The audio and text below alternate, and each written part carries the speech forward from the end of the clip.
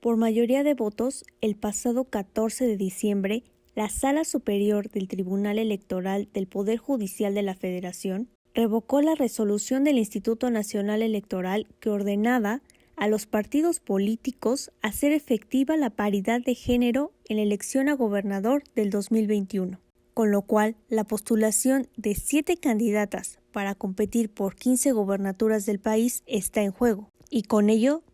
también la posibilidad de que más estados sean liderados por mujeres, lo que ha encendido la voz de las constituyentes feministas y litigantes en defensa de los derechos políticos de las mujeres. Entérese de esto y mucho más hoy en Cita con la Sororidad con Griselda Lozada.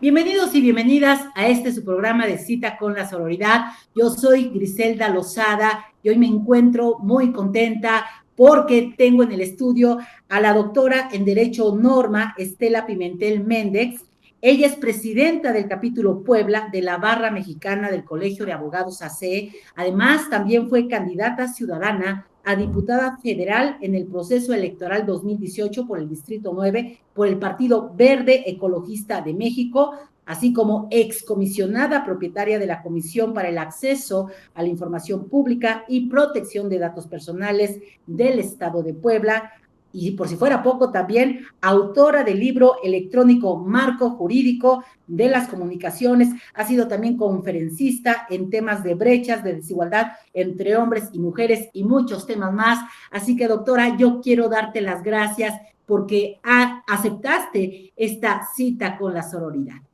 No, al contrario a ti, Griselda, en verdad, a ti y a toda tu audiencia, pues a la producción, a todas las personas que hacen posible precisamente el visibilizar, ya desde el título Cita con la Sororidad, pues las diferentes acciones, los diferentes temas que vamos a estar viendo, no solamente en la construcción de la vida pública, de la vida política, sino en general de estos avances y de pronto retrocesos que tenemos en la parte jurídica, en las decisiones que toman las autoridades, lo que pues nos sigue dejando con muchas preocupaciones, con grandes retos que desde sociedad civil tenemos que seguir abordando. Y justamente pareciera, como bien lo dices, que por un lado avanzamos con una ley de paridad de género y por otra retrocedemos esta noticia que se recibe como balde de agua fría, luego de que la Sala Superior del Tribunal Electoral del Poder Judicial de la Federación pues simplemente revocara la resolución del INE que ordenaba a los partidos políticos la paridad de género con la postulación de 7 mujeres como candidatas para competir por las 15 gobernaturas en el 2021,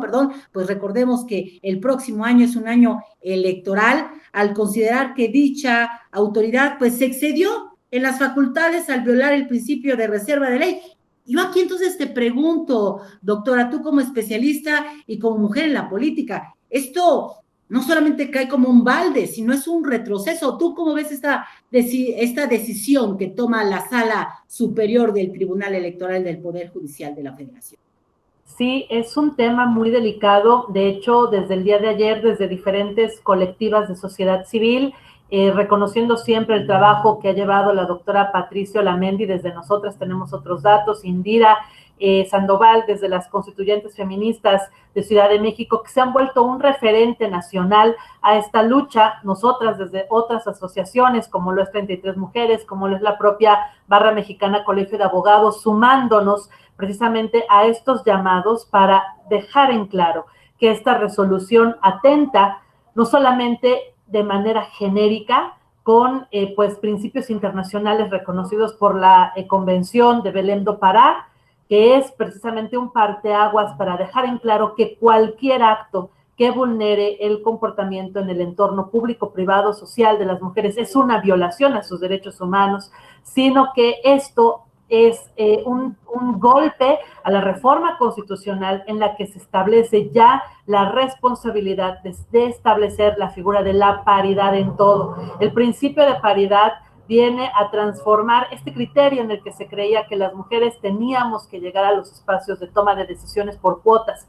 Hoy la Constitución reconoce que es un principio precisamente constitucional en que en todos los espacios de la vida de nuestro país se incorpore la paridad. Por eso consideramos que es un golpe, insisto, a convenciones internacionales, a la propia regulación reconocida ya en nuestra Constitución y a la propia normatividad. Dejar en claro que efectivamente el tribunal tiene el legítimo derecho de emitir sus opiniones, así como también el Instituto Nacional Electoral tiene precisamente la responsabilidad de emitir sus lineamientos y que estos lineamientos además se vuelven vinculantes para todos los entornos de la vida político, electoral y pues democrática de nuestro país. Entonces, pues sí, nos preocupa mucho este retroceso, esta resolución que el día de ayer emite el Tribunal Electoral del Poder Judicial, porque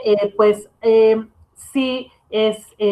pues una manera de seguir en este pacto patriarcal, diciéndole a las mujeres, aquellas que tienen este legítimo interés de competir en una candidatura a gubernaturas, pues que no es el tiempo, que parece que el tiempo de las mujeres todavía no llega. Y si me lo permite solamente dar un dato duro, desde la fecha en la que en nuestro país se incorpora el legítimo derecho de las mujeres a votar y ser votadas, resulta que solamente 9 mujeres han tenido la posibilidad de alcanzar los espacios como gobernadoras. De estas 9 tenemos pues también el triste caso, desafortunada situación del caso de Puebla, en el que la gobernadora pues la matan, muere en condiciones que todavía las autoridades siguen en procesos de investigación, con lo cual pues también se colocó en una posición muy difícil pues a nuestro estado. Contra, desde 1947 hasta ahora, 353 espacios que han podido ocupar los hombres como gobernadores. Y ahí pareciera que nadie dice nada, que a nadie le parece sorpresivo que sea una cifra tan diferente, tan discordante, y que precisamente estos lineamientos, esta decisión del INE, lo que venía a hacer era reivindicar, a establecer, ni siquiera que en los 15 espacios a gubernaturas fueran mujeres, simple y sencillamente a garantizar que dentro de, tomando sus decisiones, las propias pues decisiones internas de la vida democrática de los partidos políticos, se garantizara al menos que dentro de 7 espacios se postulara a candidatas a las gubernaturas. Entonces, sí es, creo que momento de que desde diferentes espacios, medios de comunicación, la sociedad civil nos unamos, más allá de pensar que esta es una lucha de las mujeres por querer llegar a espacios públicos, es más bien reivindicar los espacios y demostrar, esperemos de una vez por todas, que en nuestro país estas grandes reformas, porque además hemos tenido muchas reformas a muchas leyes, se van a materializar en actos concretos a favor de la igualdad sustantiva. Y que aparte es muy lamentable que en un mes donde celebramos los derechos humanos, como el pasado 10 de diciembre, hoy de esta cachetada, este golpe bajo el Tribunal Electoral del Poder Judicial, porque como bien dices, pareciera que otra vez a nuestro sistema patriarcal, pues no le interesa que las mujeres lleguen al poder. Ahora, tú como especialista en género y como abogada, y que también has estado en la política, en su momento contendiendo por un cargo de elección popular, como lo fue en su momento en el 2018 como candidata ciudadana diputada federal por el Distrito 9, ¿qué es lo que tienen que hacer las mujeres para poder? Porque ellas tienen, ahora digo, anteriormente se peleaba con una resortera y piedras, hoy se tiene una bazuca, que es la ley de paridad de género, pero ¿cómo hacerle para que las mujeres que aspiran a un cargo de elección popular hagan valer ese derecho que ya tienen? Bueno, creo que independientemente de esta resolución que emitió el tribunal, porque ahí también hay que dejarlo en claro, el tribunal fue cuidadoso en decir que se queda vinculante a la toma de decisiones internas de los partidos. También el tribunal no quiso desdibujar que sí existe el principio de paridad, al menos. Entonces, es muy importante que ahora las mujeres que están precisamente buscando llegar a ser candidatas a gobernadoras exijan pues lo que establece nuestra legislación. Tenemos una Ley General de Instituciones y Procedimientos Electorales y precisamente a través de esta ley se establece que pues las resoluciones, obviamente el resto de la legislación, la Ley General para el acceso a las mujeres a una vida libre de violencia, así como toda nuestra normativa en materia ya electoral, es obligatoria y se tiene que acatar. Pero esta en lo específico, la General de Instituciones y Procedimientos Electorales, no se establece cuáles van a ser los espacios o las medidas de sanciones y reconoce que precisamente los propios partidos políticos tienen la responsabilidad y van a ser sujetos de sanciones cuando llegaran a cometer algunos de los actos por los que se genera violencia política, que actualmente la violencia política en razón de género contra mujeres al menos reconoce 22 rubros, 22 elementos, dentro de los cuales uno precisamente pudiese ser el que se le limitara, se le prohibiera obtener como tal el registro como candidata a gobernadora, ¿no? Que es el tema que estamos platicando en estos momentos. Independientemente de que está este mecanismo y que a través de esto se cuenta precisamente con las medidas, uno, cautelares y luego las de reparación, que las mujeres tendrían que estar a través de los propios procedimientos de denuncias y de quejas que se establecen en esta ley, reconocer que también simplemente los lineamientos del INE, los lineamientos generan un vínculo, generan una responsabilidad, y si bien el tribunal quiso echar marcha atrás, no es así o no va a ser suficiente para que, insisto, esta ley general que sí les establece obligaciones y les reconoce posibles sanciones a aquellas mujeres que tengan los requisitos cubiertos, que hayan precisamente, que tengan estas militancias o en su caso, si los partidos abren espacios también a candidaturas ciudadanas, pues que acrediten todos los elementos, presenten sus postulaciones y en su caso, si llegasen a sufrir una negativa por una flagrante condición de violencia política en razón de género contra ellas, que pues promuevan, que implementen estas acciones. Aunque también sabemos perfectamente que el hecho de que existan estos mecanismos no va a garantizar resoluciones favorables cuando parece que el mensaje, porque una cosa es lo que diga la ley y otra cosa son los mensajes. Por eso nos preocupa mucho el mensaje del día de ayer, porque más allá de que sabemos que precisamente contamos con esta ley y que ahí vamos a tener mecanismos para garantizar que sí se pudieran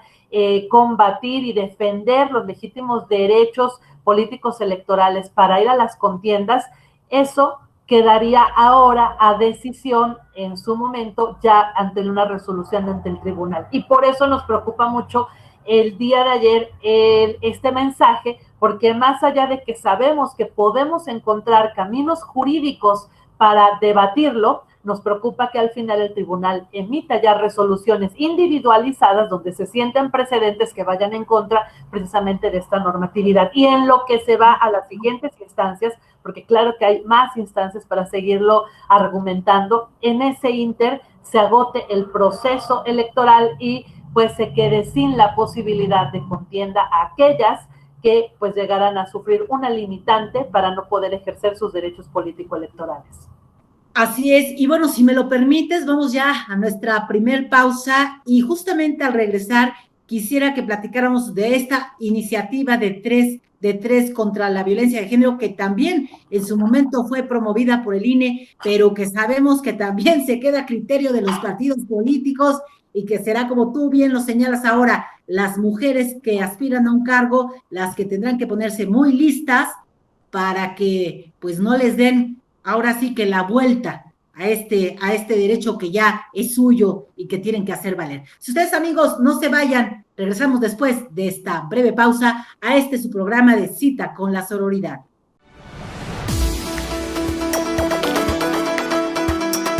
¿Qué tal? Soy Jesús Lunarias abogado laboralista.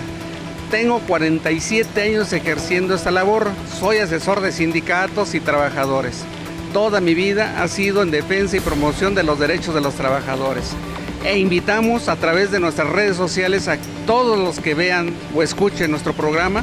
puedan inscribir sus comentarios, dudas o preguntas. Con todo gusto responderemos a cada una de ellas. En Cananea TV, porque la lucha sigue.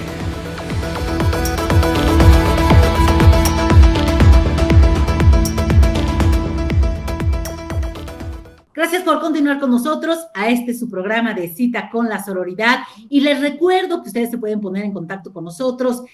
a través de nuestro canal de YouTube de Cananea TV, o si lo prefieren también nos pueden seguir a través de nuestra página www.cananeatv.com o a través de nuestras redes sociales de Instagram o de Facebook. Ahí con solo darle clic podrán encontrar cada uno de los programas que nosotros transmitimos día con día en su canal de Cananea TV. Y hoy me encuentro platicando con la doctora en Derecho Norma Estela Pimentel Méndez. Para quienes apenas se van conectando con nosotros, les comento que ella es presidenta del capítulo Puebla de la Barra Mexicana del Colegio de Abogados AC. También fue candidata ciudadana a diputada federal en el proceso electoral 2018 por el Distrito 9, por el Partido Verde Ecologista de México. Además, fue excomisionada propietaria de la Comisión para el Acceso a la Información Pública y Protección de Datos Personales del Estado de Puebla, además de conferencista, escritora y muchos cargos más sobre este tema tan importante que tiene que ver con el asunto de la desigualdad entre hombres y mujeres y la violencia de género. Y justamente antes de irme a la pausa, yo hablaba ya de esta iniciativa de 3 de 3 contra la violencia de género rumbo al 2021, que también recordemos que en el mes de octubre el INE adoptó precisamente pues para que quienes aspiran a una candidatura pues firmen un documento bajo protesta de decir verdad y de buena fe, que no han sido sancionados por ser deudores de pensión alimenticia, acosadores sexuales o agresores de mujeres en el ámbito familiar o político. Bajo tu óptica como especialista en perspectiva de género, ¿qué representa este hecho histórico para las mujeres, tanto en los ámbitos político y jurídico, el contar con esta iniciativa de 3 de 3? Bueno, creo que sí es un momento histórico porque va cayendo poco a poco, ya haciendo sentido que pues necesitamos ir encontrando estas acciones afirmativas que reivindiquen la participación de las mujeres en condiciones un poco más cercanas a la igualdad. A mí me llama mucho la atención y me gusta mucho traerla siempre como cita y referencia Ruth Bader Ginsburg, la segunda mujer que hace historia a nivel internacional cuando es nombrada para incorporarse a la Corte Suprema de Estados Unidos, y le preguntaban que para ella en qué momento se iba a considerar que se había reivindicado la participación de las mujeres en ese espacio, y ella decía que cuando hubiera 9 juezas mujeres integrando esta Corte Suprema. Y todos le decían, oye, momento, pero es que tendrían que ser mitad y mitad. Y ella dijo, no, porque por mucho tiempo siempre han sido solo integrantes masculinos. Aquí no estamos hablando de eso, ni siquiera estamos hablando de esta parte donde realmente se reivindicarían años en los que las mujeres no hemos podido participar en igualdad de condiciones. Simple y sencillamente es poner transparencia, poner la rendición de cuentas, poner al escrutinio de la propia sociedad y obviamente abrirle los ojos a pues las personas, a las votantes, a los votantes, al momento de que van a ir a tomar la decisión y filtrar a aquellos individuos, aquellas personas que ya sabemos que han ocupado a los propios partidos políticos como vehículos simple y sencillamente para seguir normalizando, para continuar sistematizando pues estas prácticas, no solamente estas prácticas del patriarcado,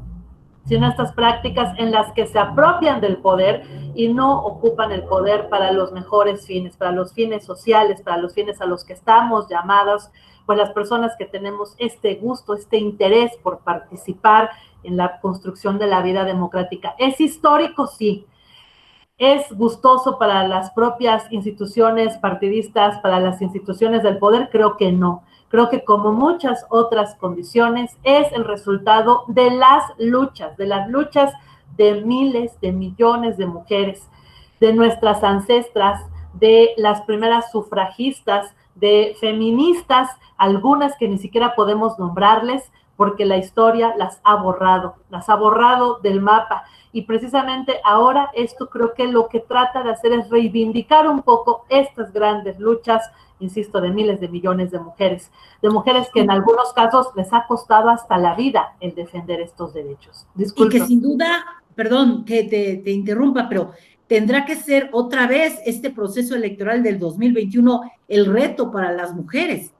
El decir, bueno, a ver, ya otros años o en otros momentos dejamos que los hombres decidieran por nosotras.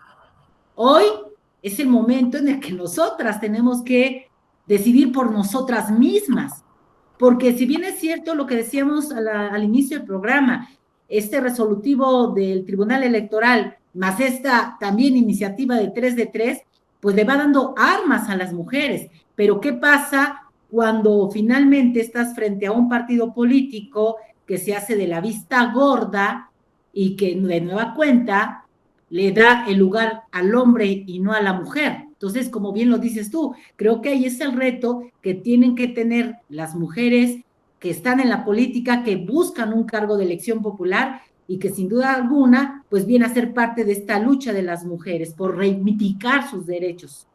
En ese sentido, bueno, ¿qué tipo de sanción jurídica podrían hacerse acreedores los partidos políticos? O bueno, ya sabemos que las personas que falseen la información, pues no podrían ser candidatos, ¿no? Eso ya nos queda claro, que incluso ahí lo mismo lo marca esta iniciativa de 3 de 3. Pero, ¿qué pasa con los partidos políticos?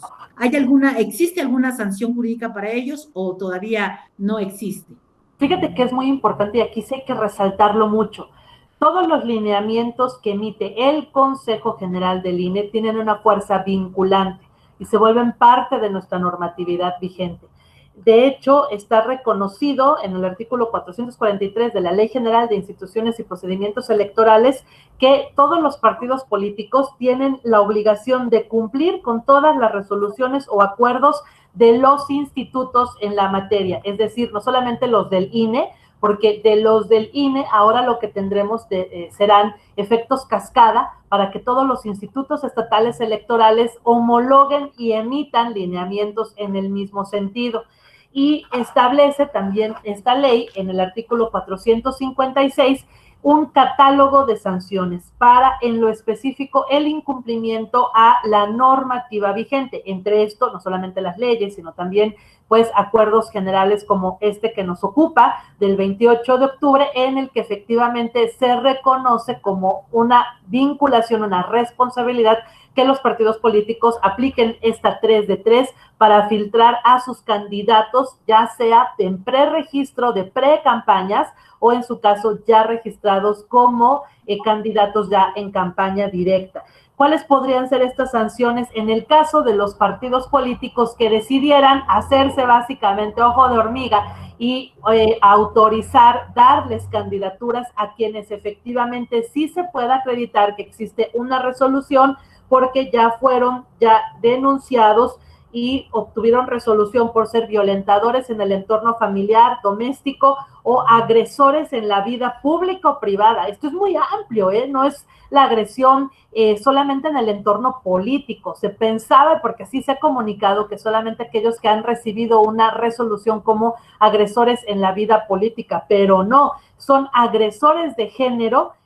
contra el género, pues por violencia familiar, violencia doméstica y obviamente también pues violencia política, o en su caso que tengan ya una resolución por haber cometido un delito en materia sexual contra la libertad sexual o la intimidación corporal. Y obviamente pues tenemos también ya en algunos estados, por ejemplo Puebla ya también lo tiene, no estar inscrito como deudor alimentario, o sea, no tener obligaciones respecto del pago de pensiones alimenticias vigentes. Si se les ocurre aceptarlos como precandidatos o candidatos y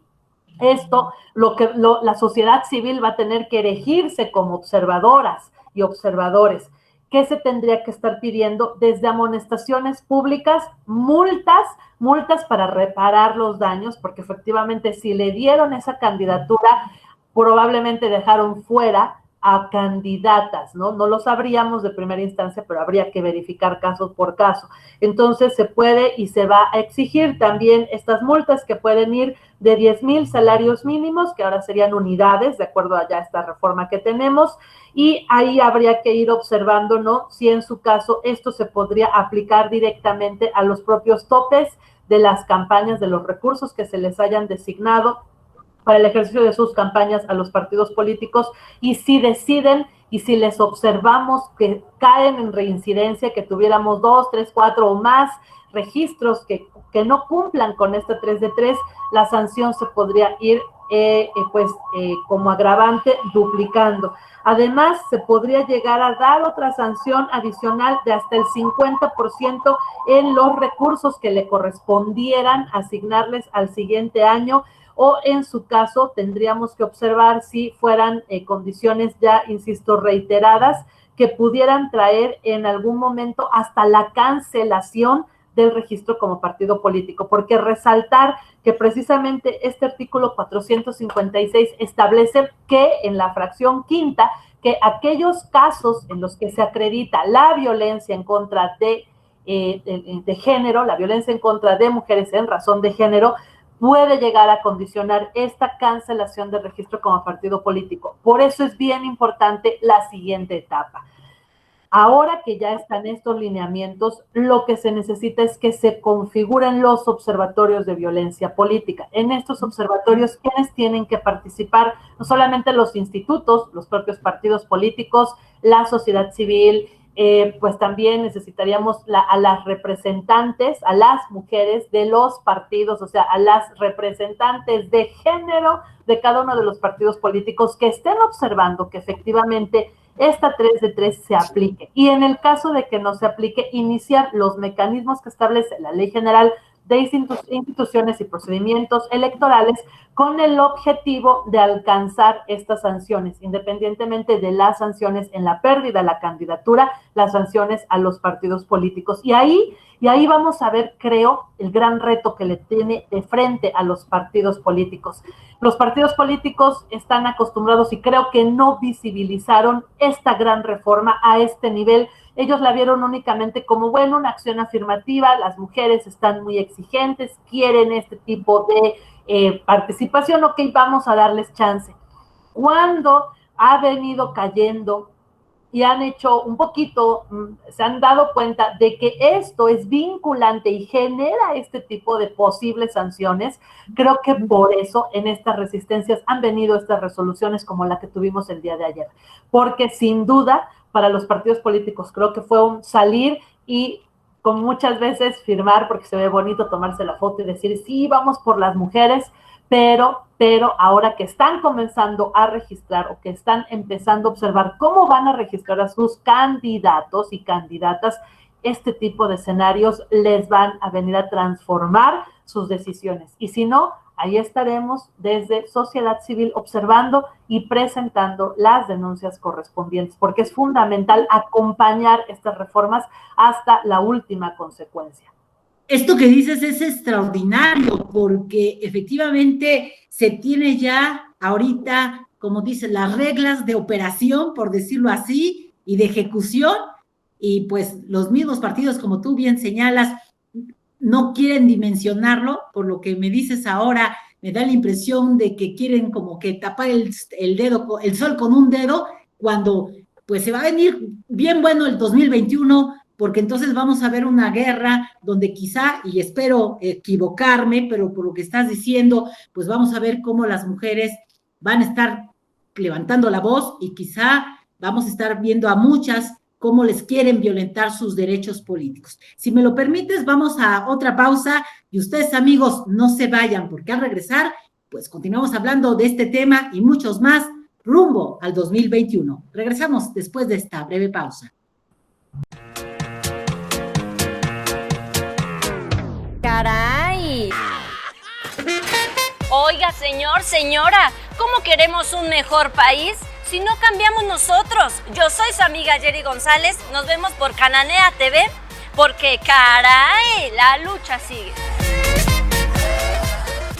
Regresamos a a este su programa de Cita con la Sororidad y les recuerdo que ustedes se pueden poner en contacto con nosotros a través de nuestras plataformas digitales. Ahí en el canal de YouTube, solamente dándole clic a la campanita, usted podrá tener día con día cada uno de los programas que se transmiten aquí en Cananea TV, o si lo prefiere también a través de nuestras redes sociales de Facebook, Twitter e Instagram, o a través también de www.cananeatv.com. Podrá seguir minuto a minuto cada una de las noticias que le presentamos acerca de de la lucha también de los trabajadores, de los sindicatos, de los movimientos sociales y, por supuesto, de las mujeres. Y si usted apenas se va conectando con nosotros, hoy me encuentro platicando con la doctora en Derecho, Norma Estela Pimentel Méndez. Ella es presidenta del capítulo Puebla de la Barra Mexicana del Colegio de Abogados. Además, también fue candidata ciudadana a diputada federal en el proceso electoral 2018 por el Distrito 9, por el Partido Verde Ecologista de México,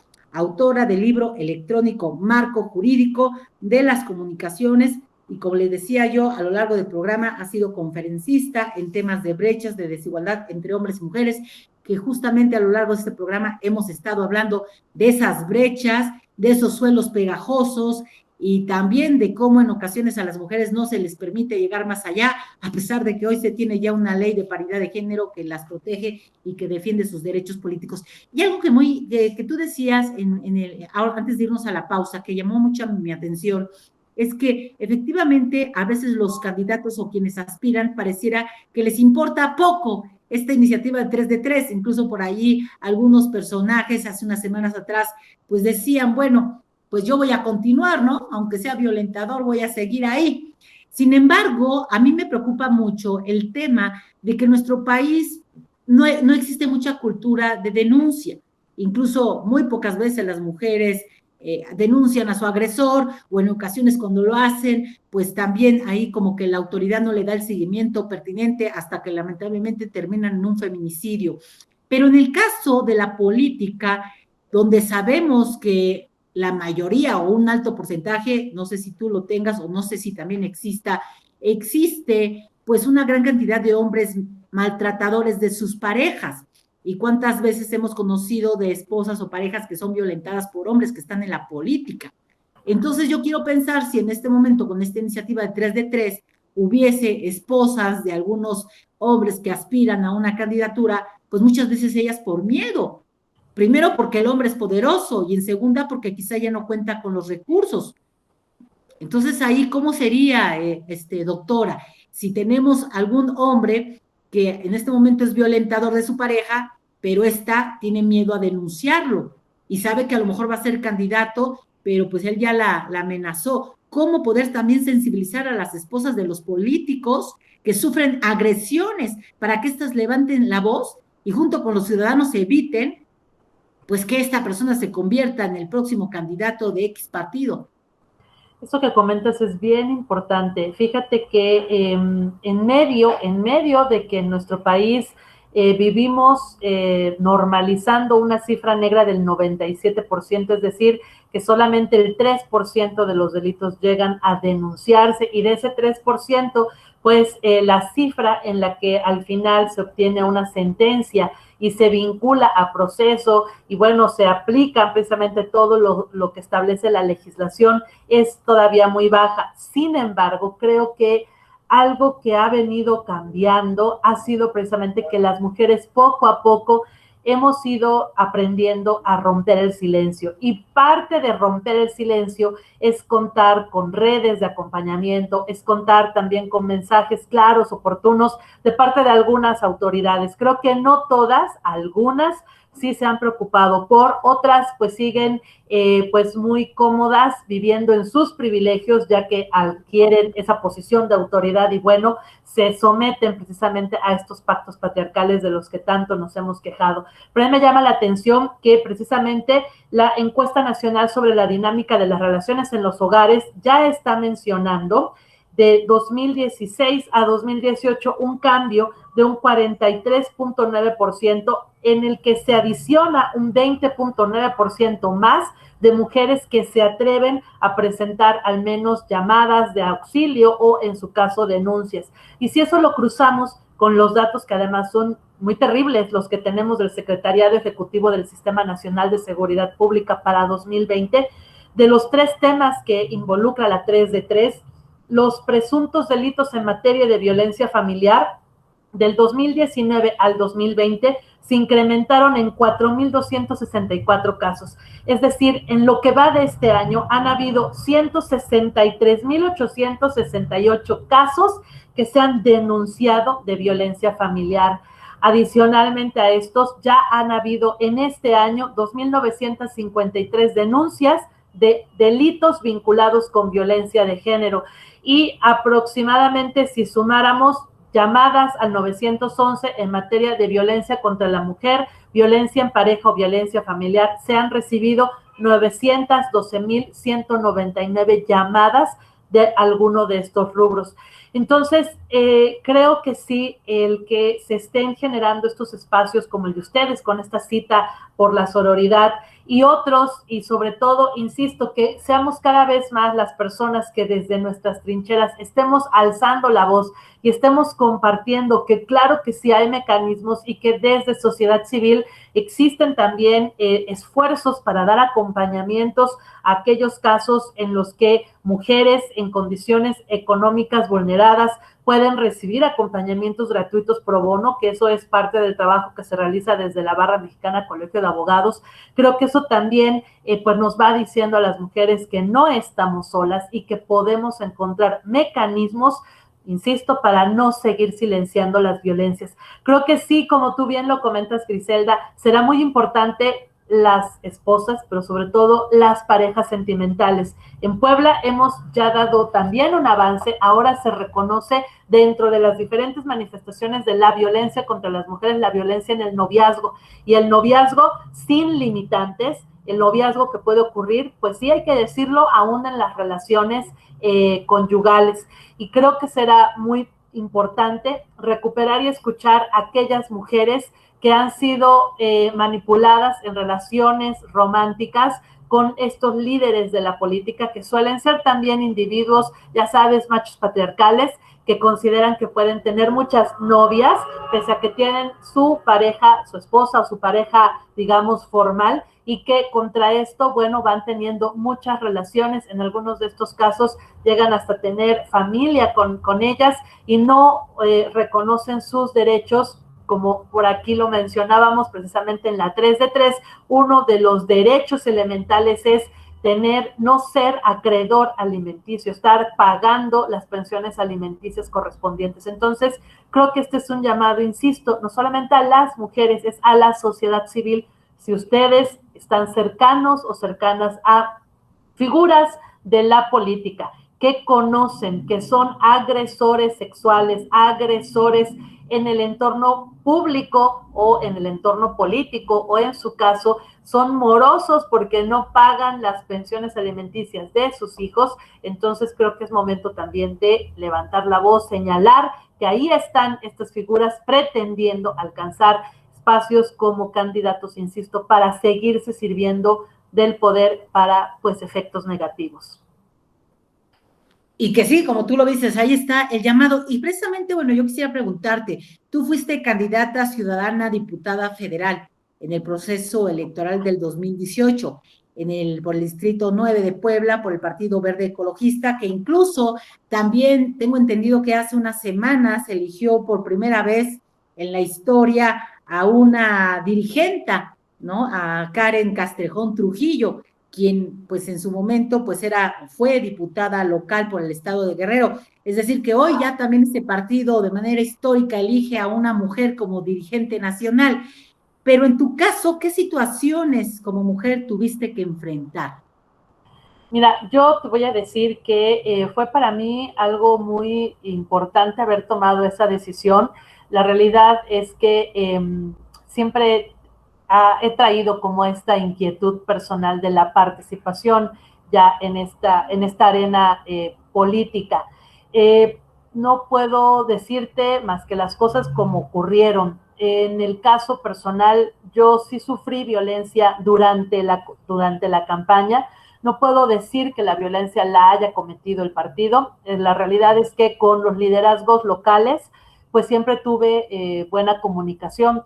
nunca tuve algún conflicto, por ejemplo, con el tema de prerrogativas, con el tema de espacios en medios. La verdad es que siempre tuvimos una buena comunicación, ¿no? Creo que lo que sí pasó fue que, como muchas, pues me tocó salir a ir a un espacio, pues básicamente con las pocas condiciones para llegar a ganar. Y eso creo que es parte de lo que ahora la legislación obliga a que las mujeres vayamos a espacios en que realmente sean competitivos, pero esto sigue siendo muy complejo de poder materializarse en la práctica. Sin embargo, sí te he de decir que hay algo que a mí me queda como un muy mal sabor de boca, independientemente de que presentamos las denuncias, activamos los protocolos, y por eso me empecé a involucrar más en esta situación ya de violencia política en contra de las mujeres,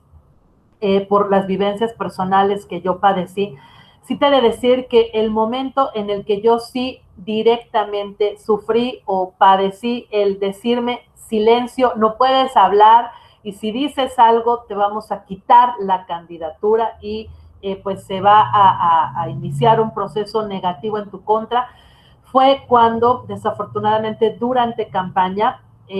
asesinan a Juani Maldonado. Ella era candidata por el partido en un distrito, no en el distrito en el que yo, cercano al que yo me estaba contendiendo. Sin embargo, una mujer, una gran aliada de las mujeres en ese partido, una mujer que desde el momento en el que se dieron los primeros acercamientos con el partido siempre se mostró no solo conmigo, sino con otras mujeres, que era la primera ocasión que pues estábamos en espacios como estos.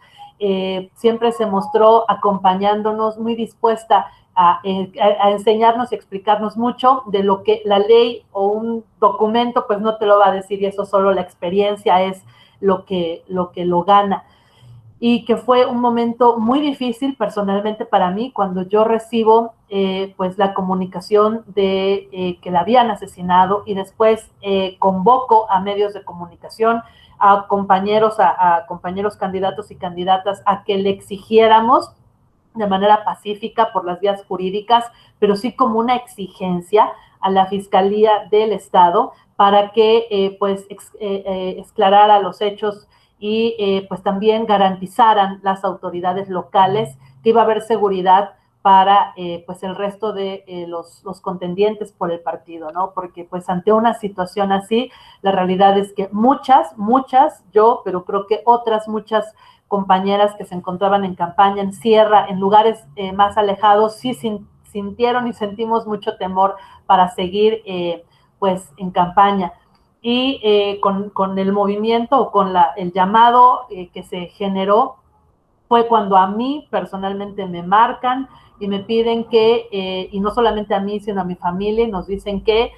pues que en una buena comunicación, como la que siempre teníamos, me pedían que pues dejara de hacer cualquier manifestación, que lo retractara, que dejara de hacer estos llamados, que dejara de hacer estas convocatorias, y que pues al menos por 3 días no estuviese yo abiertamente en campaña, que me guardara, y pues que de no hacerlo, entonces pues el partido también tendría que tomar decisiones. Fueron llamadas que recibí locales, de liderazgos nacionales, vamos, ¿no? Llamadas que también nos preocuparon mucho, sobre todo porque antes de esto yo ya había activado los protocolos, ya habíamos pues sufrido situaciones de violencia digital, de violencia ya también en los entornos públicos. Durante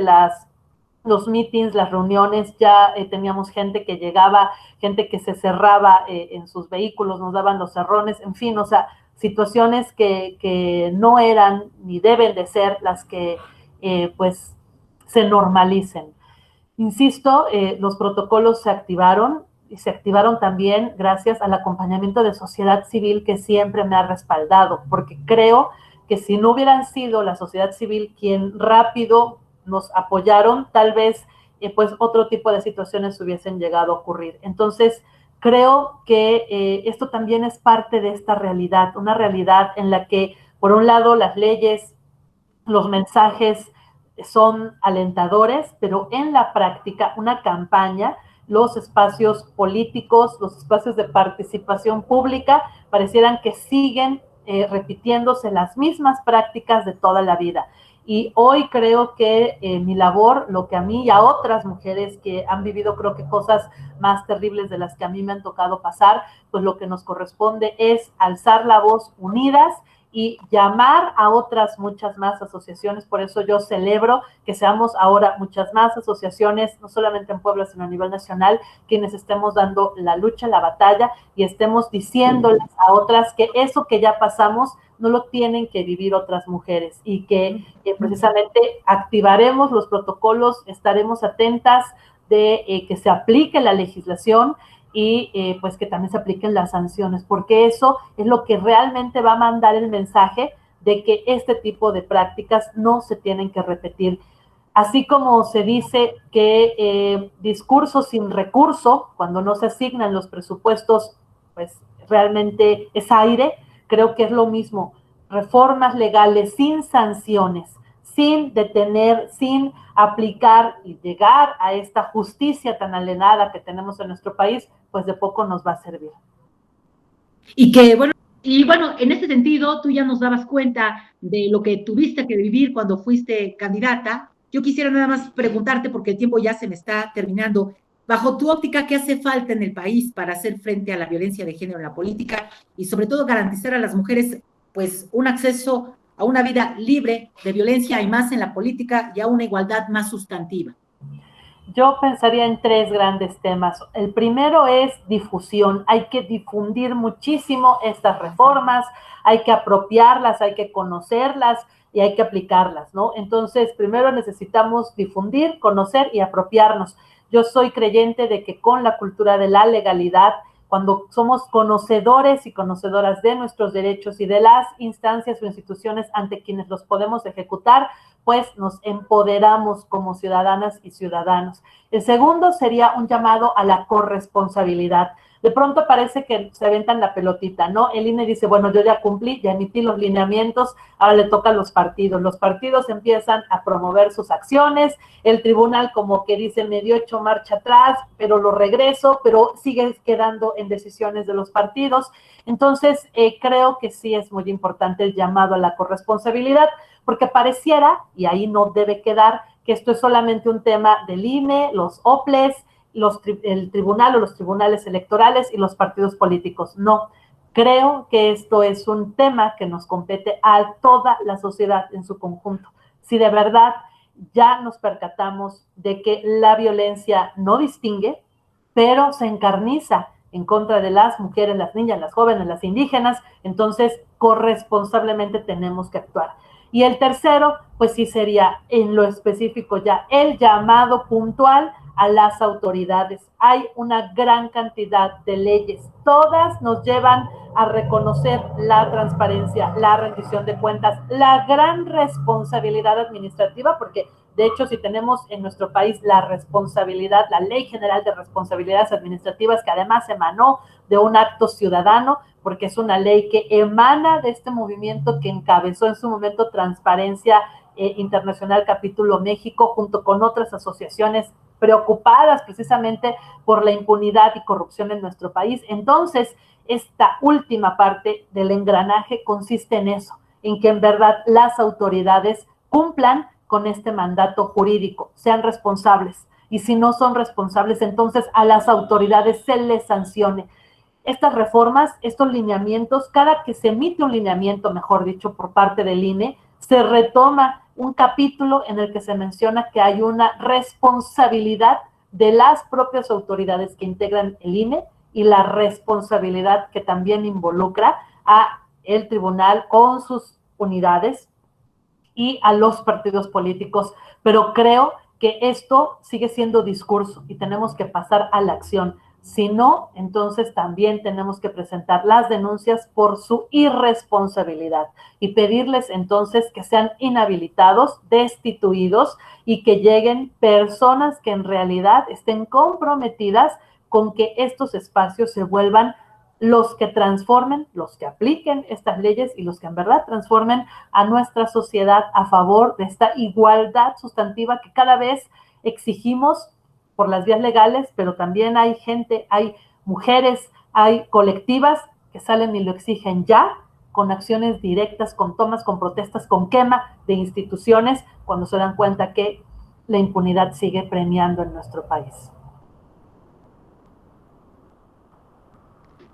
Pues yo quiero agradecerte el que hoy hayas estado con nosotros, el que hayas aceptado esta cita con la sororidad, y sin duda pues este tema es muy amplio porque pues por donde le veamos sale información, y yo espero que esta no sea ni la primera ni la última vez que platicamos, porque hay tanto que decir y tanto por lo que hay que informar, como tú ya lo decías a lo largo del programa La Ciudadanía, porque a veces no nos gusta meternos en temas de política, pero pues cada vez como ciudadanos tenemos que estar más involucrados en política si queremos que realmente las cosas cambien en este país. Pues yo quiero agradecerte, Norma, que hayas estado con nosotros, y a ustedes, amigos y amigas, les recuerdo que pues tenemos una cita aquí en Cananea TV, porque la lucha sigue. Y agradezco a nuestra productora Tania Quesada, que hoy estuvo como siempre en los controles y en la producción de este programa. Así que ya lo saben, todos y todas tenemos una cita aquí en Cananea TV. Hasta la próxima.